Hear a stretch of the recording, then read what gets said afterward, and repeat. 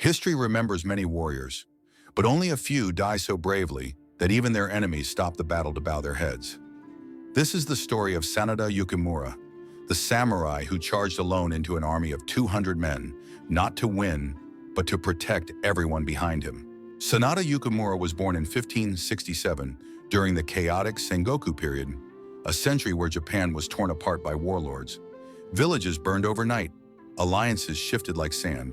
A child could grow up in one clan's land and wake up the next morning under another lord's rule. Yukimura was raised in a world where the sword was the law and honor was the only shield one truly had.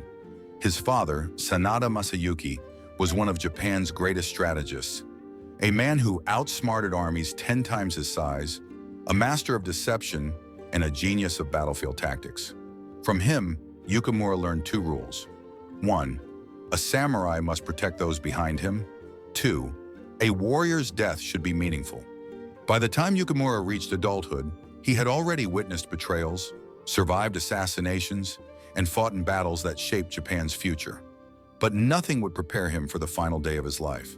In 1614, the winds of war began to blow again. Tokugawa Ieyasu, the rising power of Japan, wanted to eliminate the last threat to his rule, the Toyotomi clan, who still held Osaka Castle, the largest, strongest fortress in all of Japan. Sanada Yukimura was called upon to defend it. The moment he arrived, the people felt hope, not because he brought a vast army, but because he brought experience, courage, and unbreakable resolve. Inside Osaka Castle, Yukimura helped build the legendary Sanada Maru, a defensive fortress extension that became a nightmare for the Tokugawa army.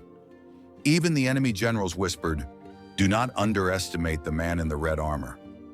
Yukimura's strategies inflicted heavy losses. He held the line again and again. His small force resisted wave after wave of attacks from a much larger enemy. But the Tokugawa clan was relentless. In early 1615, the castle's outer defenses fell. Then the inner walls shook. Supplies ran out. Men were exhausted. Hope was fading. Everyone knew the end was coming. Everyone, except Yukimura. It was dawn. The air smelled of ash. The sky glowed red from burning houses and temples. The screams of wounded soldiers echoed through the fields. Sanada Yukimura stood inside a half-destroyed courtyard, quietly tightening the cords of his crimson armor. His armor was famous. A deep, blood-red suit with antler decorations on the helmet. To his enemies, it looked terrifying. To his allies, it was a beacon of courage. As he prepared, a young soldier approached him. "Lord Yukimura, there are too many. We cannot win." Yukimura placed a hand on the soldier's shoulder. His voice was calm, almost peaceful. "Winning is not our duty today," he said. "Our duty is to protect those who cannot protect themselves." He knew what had to be done. He called for his horse. He mounted it slowly as flames crackled around him. He looked at Osaka Castle one last time, the fortress he had defended for months, a fortress now swallowed by smoke. He whispered almost to himself, "If I must die today, let it be a death they will never forget." Yukimura rode out of the castle gates into the wide-open battlefield. The ground was covered in broken arrows, fallen helmets, and burning debris. In the distance, the Tokugawa army stretched like a sea of steel, tens of thousands strong. Yukimura's target was clear: Tokugawa Ieyasu, hidden behind lines of elite guards. As Yukimura charged, the Tokugawa soldiers shouted, "It's the Red Demon! Stop him! Do not let him through!" But stopping him was no simple task. Yukimura's spear flashed like lightning. He cut down the first soldier, then the second, then another.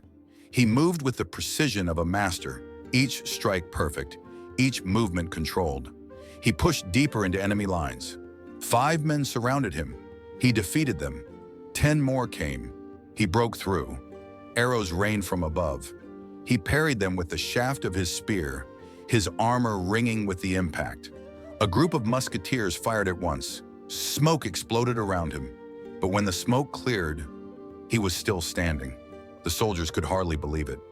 Yukimura's fury grew with every breath. Not anger, but purpose. This was his moment, his stand, his final duty. More warriors appeared.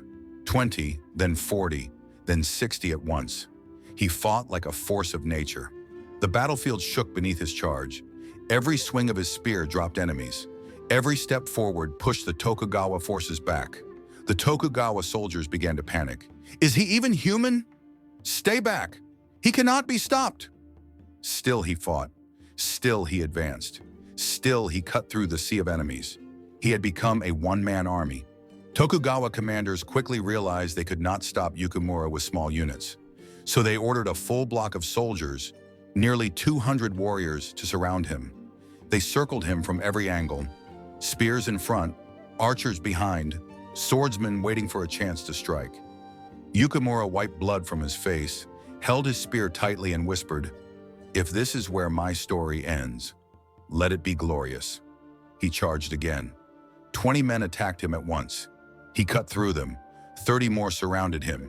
He pushed into the center, forcing them to stumble back in shock.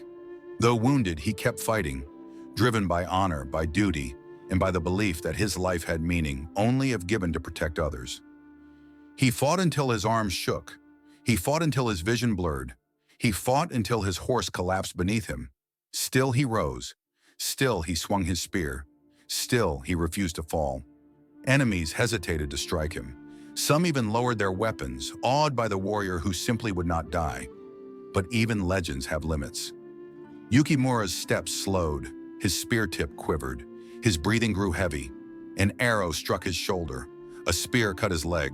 Yet he stood, covered in wounds, bleeding from everywhere. Sanada Yukimura still faced the enemy. Finally, weakened beyond measure, Yukimura dropped to one knee. The battlefield fell silent. Even the enemy stopped fighting, unable to swing their swords. Yukimura looked at them, removed his helmet, and revealed his exhausted face.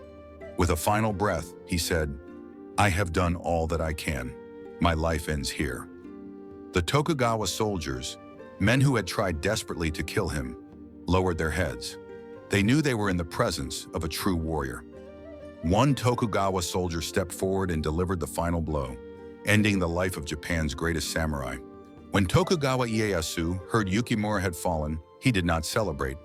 Instead, he bowed his head and said, "Sanada Yukimura was the greatest warrior in all of Japan. His enemies honored him, his allies mourned him, and Japanese history forever carved his name among the legends."